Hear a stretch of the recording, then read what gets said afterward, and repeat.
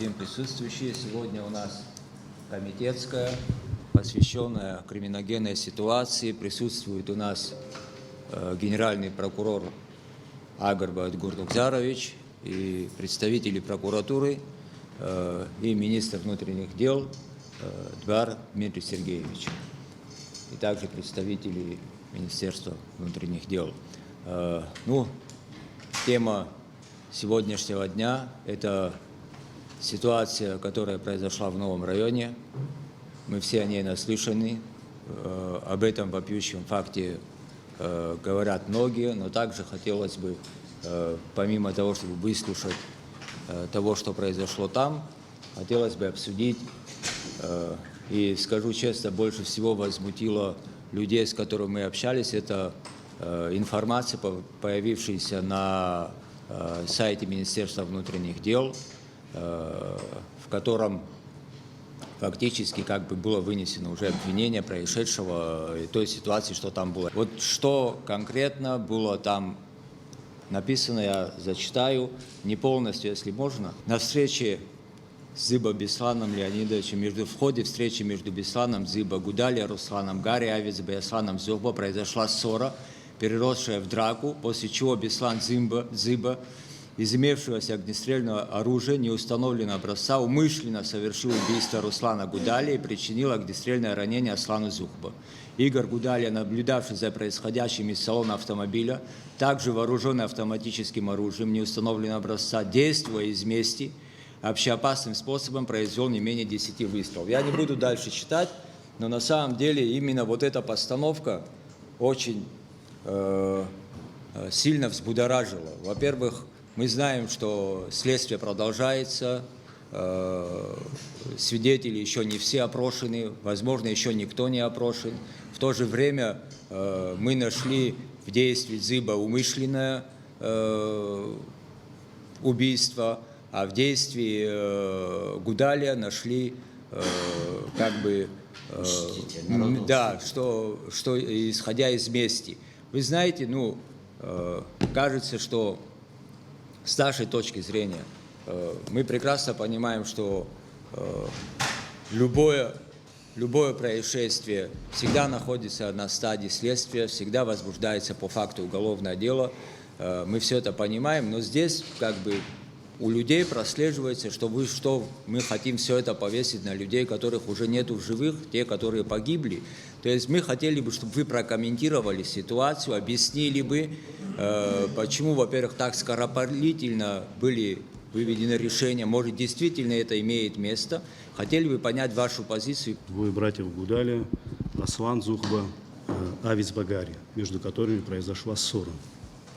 В результате произошла перестрелка, в результате возникшей ссоры произошла перестрелка, после чего в Управление внутренних дел и в прокуратуру города Сухум поступила информация о совершенном преступлении. На место происшествия выехала оперативно-следственная группа, и были изъяты на месте происшествия большое количество гильз калибра 7 мм и 9 мм. Свидетелей допросить и установить по настоящее время не представилось возможным. Почему? Потому что проведены все необходимые мероприятия, но ни один человек не отозвался, и никто в прокуратуру сегодня давать показания не пришел. Исходя из тех материалов, которые были получены прокуратурой и сотрудниками милиции, было установлено следующее. В результате возникшей ссоры были произведены выстрелы. По нашей версии, первый выстрел произвел Дзиба Беслан. Да, на момент возбуждения было установлено так, что первый выстрел произвел Дзиба Беслан, стрелял он в Гудалия, после чего ранил Аслана Зухба. И из мести, как вы уже сказали, Гудалия, брат родной, который находился в непосредственной близости, он находился не в самом помещении, а на улице. Когда увидел эту ситуацию, забежал в помещение и из мести увидел своего брата убитым, стал производить выстрелы в Дзиба Беслана.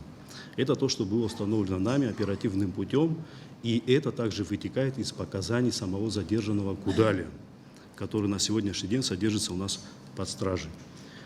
Исходя из этого, мы составили постановление о возбуждении уголовного дела и заложили туда эту информацию. Но я хочу сказать на сегодняшний момент, чтобы все имели понимание, То, что заложено сегодня в постановлении, это не означает, что завтра эта ситуация не изменится. В ходе следствия с каждым днем что-то меняется. И если будут у нас свидетели, которые придут и дадут другие показания, другую версию совершенного преступления, мы, конечно же, дадим этому объективную оценку. Сегодня, вот вчера проводились мероприятия, по моему поручению, были установлены лица, которые там находились, мы их допросили. Они правду не говорят, они даже отказываются от подписи. И в такой ситуации нам сегодня очень сложно говорить о той картине, которая на самом деле имела место вот именно на месте совершения преступления. А исходя из того, что у нас есть, исходя из тех гильз, которые были собраны, сегодня назначена баллистическая экспертиза для того, чтобы установить, во-первых, сколько видов оружия было применено там и как минимум сколько людей могли из них стрелять. Это было 2 пистолета, это был 1 пистолет. Точно установлено, что был 1 автомат калибра 7,62. Теперь мы должны разграничить, сколько было пистолетов на месте преступления. И если это было 2 пистолета, тогда мы сегодня можем уже говорить о том, что мог стрелять и Зухба Аслан, мог стрелять и Гудалия, который там находился. Сегодня нам известно, что вооруженный был Дзиба Беслан. Я хочу сказать, что несмотря на то, что сегодня дана такая оценка, действия каждого фигуранта, они в любом случае не изменятся. У того же Гудалия, который стрелял из мести, у него не будет самообороны. Он совершил умышленное убийство. Почему? Потому что он на месте не был. Он пришел с улицы, зашел в помещение, и у него не было необходимости убивать Дзиба. В любом случае он не потерпевший. Он совершил умышленное преступление, которое не должен был совершать. Человек, который увидел, что брата убили, находясь на улице, заходит в помещение, совершает убийство уже другого человека, он тоже преступник. Он совершил тоже такое же преступление. Я не знаю, какое заключение даст судебно-медицинская экспертиза и будет ли она вообще, но мы его действия оценили сегодня именно так. Он совершил умышленное убийство. Он не будет потерпевшим. Другой вопрос, кто первый стрелял. Я с вами согласен. Конечно, неприятно и несправедливо, когда следствие с самого начала не может дать объективную оценку. Но мы не можем по объективным обстоятельствам. Мы там не находились, и у нас нет ни одного человека, который мог бы подтвердить саму ситуацию, кроме самого задержанного. Задержанный нам дает сегодня, именно представляет следствию такую версию, которую мы расписали. Мы готовы выслушать каждого. Мы понимаем, что у нас сегодня в республике такая ситуация, приходить в прокуратуру и в милицию, давать показания, многим это стыдно. Но мы не можем, мы то, что сделали, мы знаем, с какими трудностями мы сталкиваемся. И насколько было сложно вот эту всю картину собрать. То, что смогли собрать, собрали. Есть потерпевшие. Вчера мы беседовали с родным братом Дзиба. Вот, прокурор города здесь присутствует. Сегодня? Да, сегодня. У нас каждый день что-то меняется. Вот даже у меня нет еще полной информации. Почему? Потому что работает прокуратура города. Они выполняют следственные действия, потом мне докладывают. Сегодня с ним беседовали. Мы ему сказали, если есть другая версия, о которой сегодня говорят в народе, будьте добры, предоставьте нам эту информацию, предоставьте нам источник, от которых это исходит. И мы этих людей допросим. И я вас уверяю, что тогда будет стрелявший не Дзиба, а будет кто-то другой. Просто мы пока не знаем. Я свою характеристику дам этому человеку. Этот человек свою жизнь прожил мужчиной, был воином, умер тоже как воин. И весь новый район, не побоюсь этого слова, многие его однополчане, родственники, да и многие в Абхазии знают версию и картину произошедшего. Потом я объясню, почему у вас нет показаний свидетельских. Дзиба Беслан, будучи раненым в результате ссоры, начал защищаться своим огнестрельным оружием. Защищаясь, он начал отстреливаться настолько, насколько смог. Выстрелил 4 пули. 5-я заклинила, когда он увидел, что автоматчик из машины, которая находилась недалеко, как вы и говорили, рядом с помещением, вышел автоматчик целенаправленно уже с автоматом на него. У него заклинил пистолет. И он был расстрелян. Далее были контрольные выстрелы.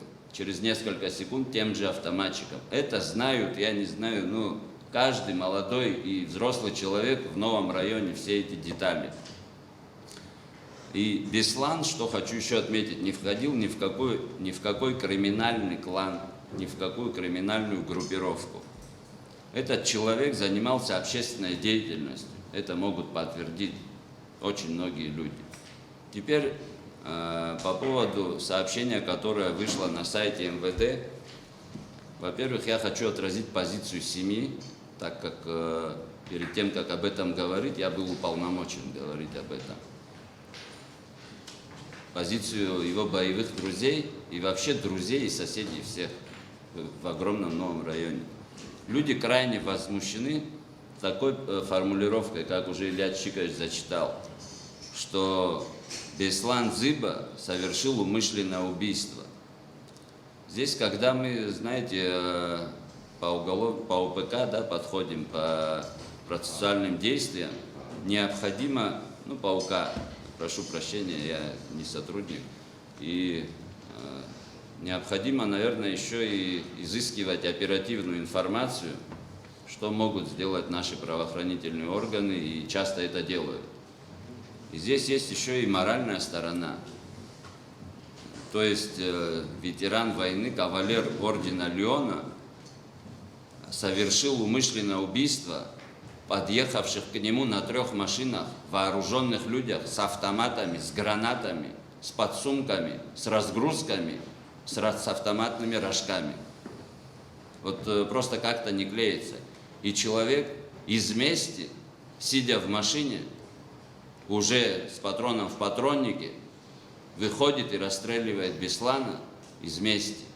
Если бы он услышал бы, что его брата где-то убили, пришел бы, там нашел автомат. Здесь наготове с автоматом был человек. Это очевидно даже из ваших следственных действий и показаний задержанных.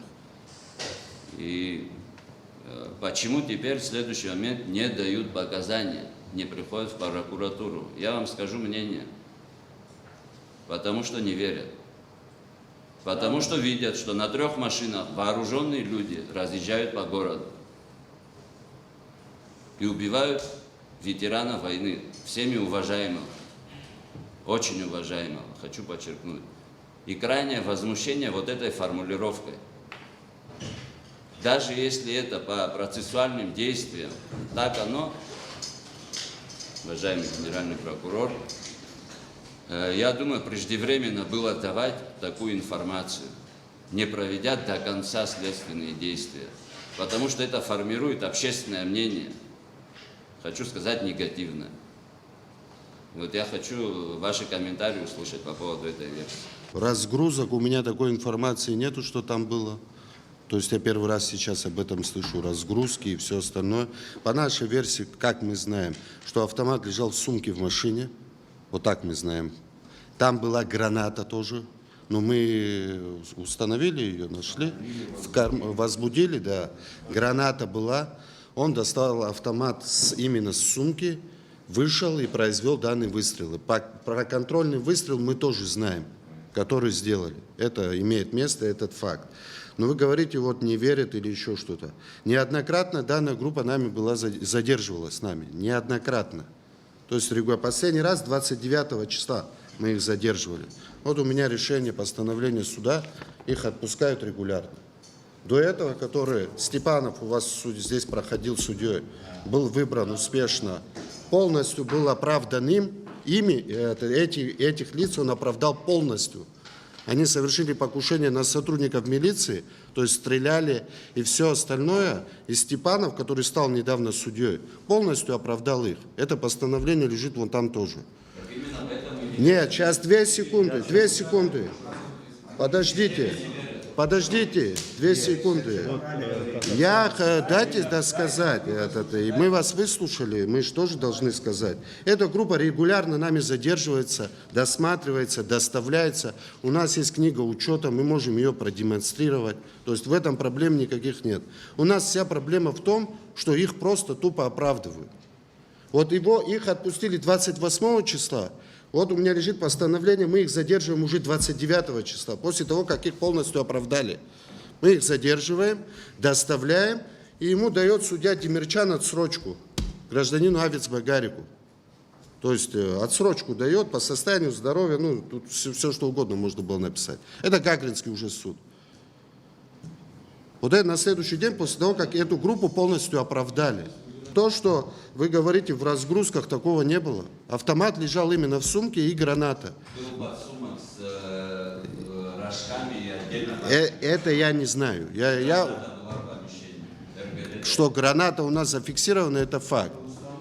Это все установлено.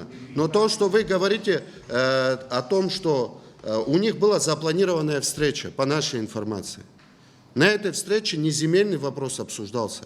На этой встрече обсуждался криминальный вопрос. Кто как сидел и кому какие вопросы.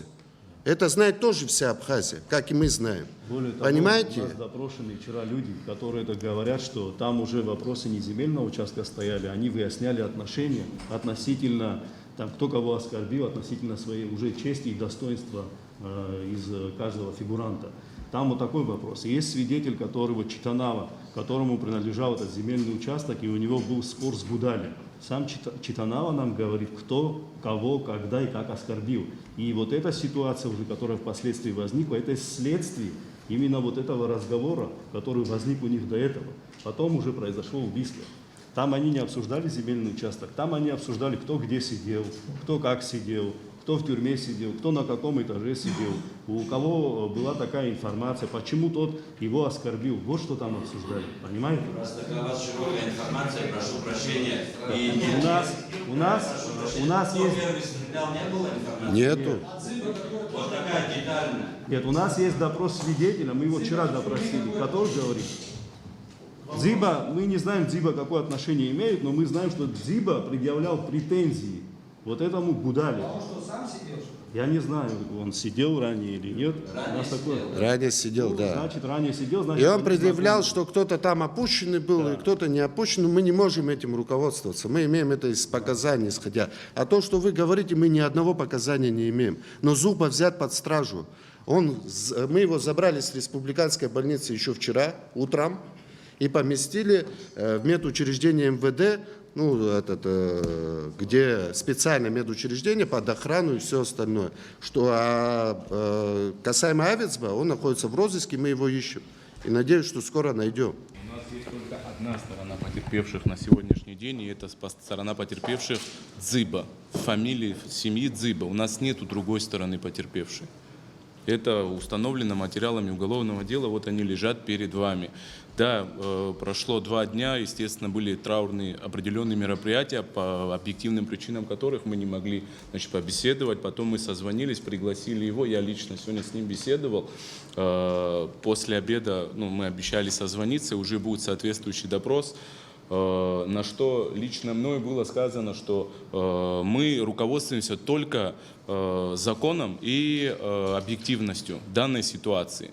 Исходим только из материалов, если есть какая-то информация, есть люди, которые могут ее предоставить, что мы можем зафиксировать в соответствии с нормами УПК, мы в обязательном порядке это сделаем.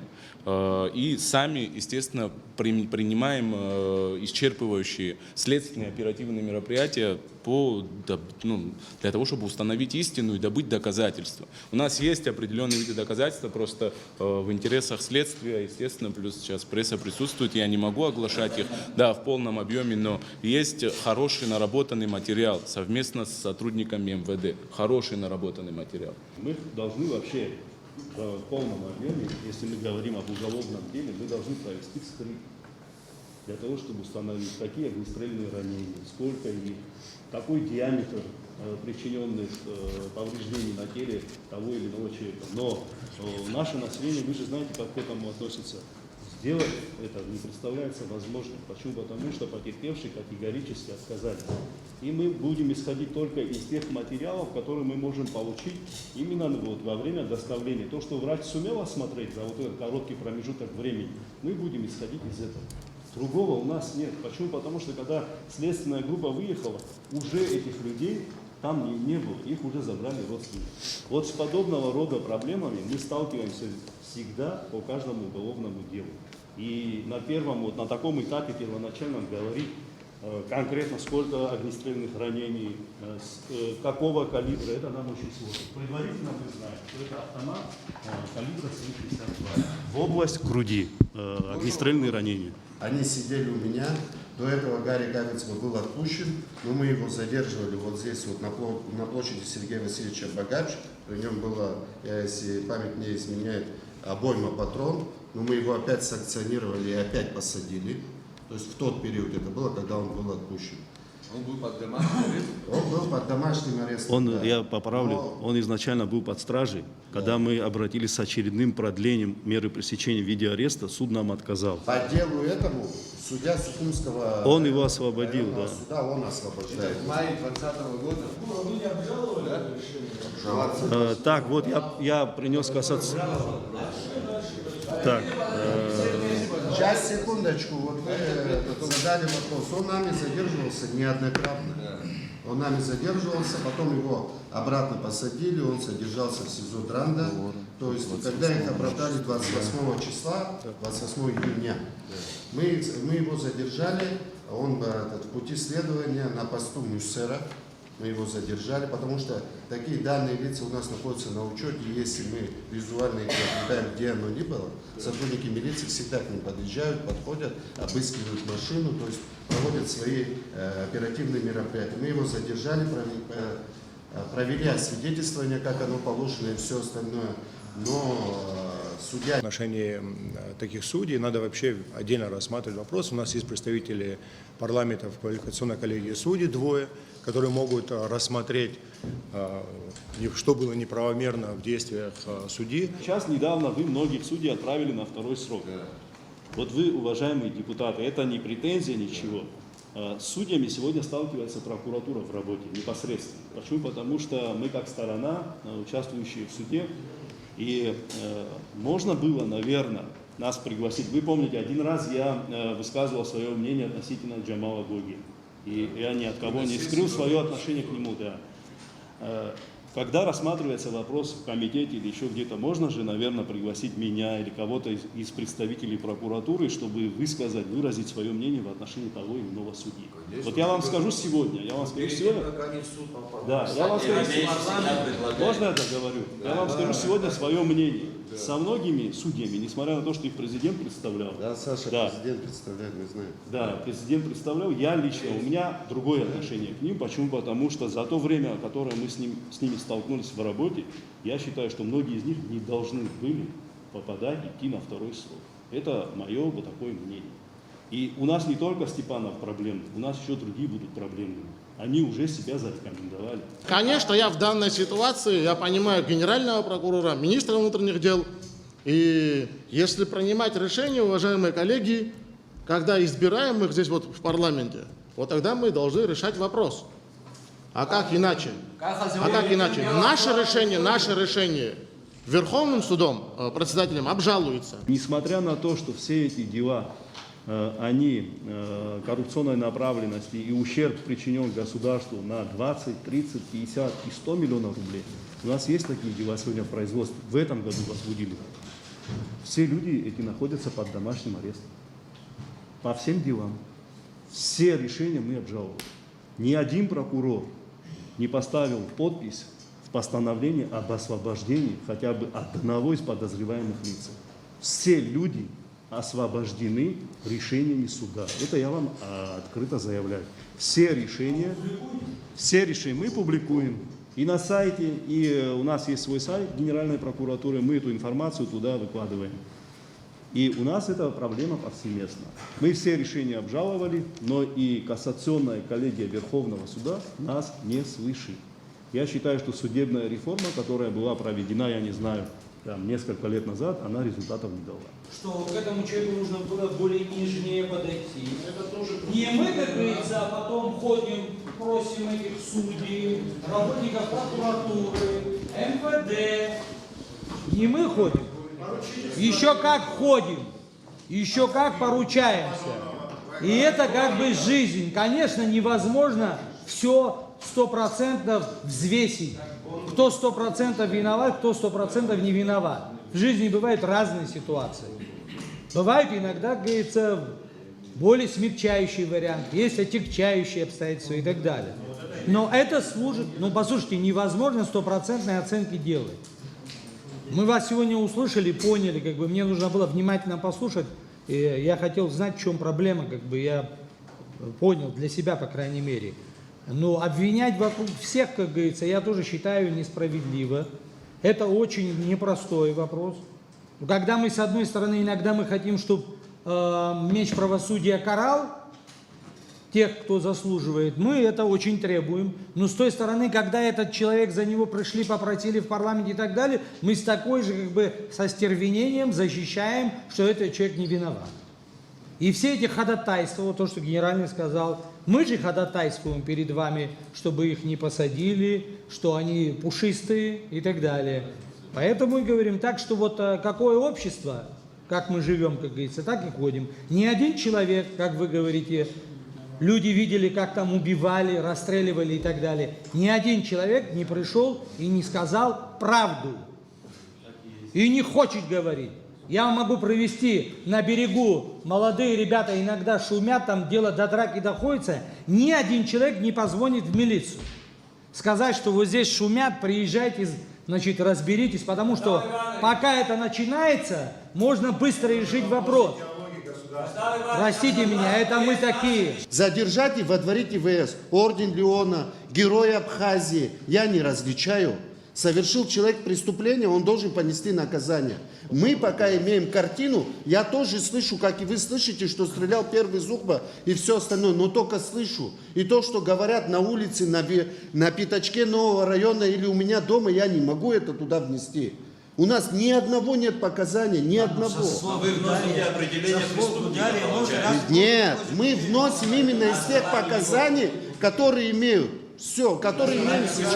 Хорошо, что вы, конечно, сюда пришли, и мы уже несколько дней обсуждаем это убийство, которое произошло на новом районе.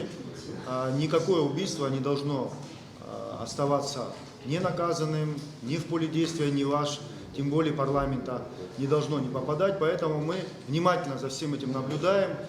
И, конечно же, хотели бы, чтобы в полной мере все материалы, которые сейчас вы формируете, собираете, которые потом пойдут в суд, чтобы следствие проводилось четко, максимально качественно, максимально эффективно, потому что материалов надо собрать очень много. Так или иначе, убито 2 человека. Я так понимаю, что несколько человек еще в розыске, да, по этому делу. Взяты под стражу, один в розыске, остается Авицба, да, в розыске. 2 человека под стражей. Значит, уже определенная работа проведена. И для того, чтобы это все качественно закрепить, я думаю, взаимодействие у вас налажено, хорошо идет. И мы тоже хотели бы, депутаты, вот, призвать наших граждан, жителей нового района, всех, кто так или иначе знает, что там произошло, все-таки сотрудничать со следствием. Потому что мы говорим уже об этом здесь в Комитете по обороне и безопасности, обсуждаем этот вопрос, и погиб ветеран войны, и человек, который и на новом районе, и в нашем обществе достаточно пользуется хорошим уважением, пользовался, к сожалению, он убит. Поэтому максимально качественно, максимально эффективно проведите это расследование, доведите его до конца и информируйте наше население, все то, что вы делаете, информируйте от начала и до конца.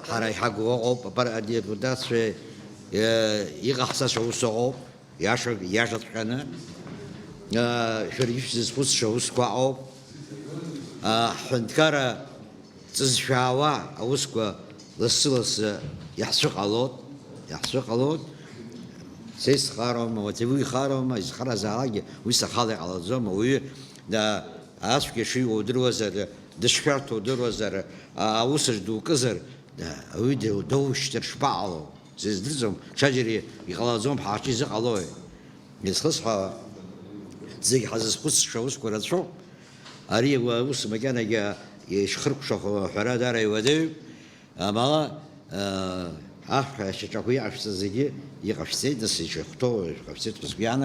Я хочу поблагодарить сегодня всех присутствующих. На самом деле у нас любое убийство в Абхазии дело резонансное, требует внимательного подхода, требует нескоропалительных решений.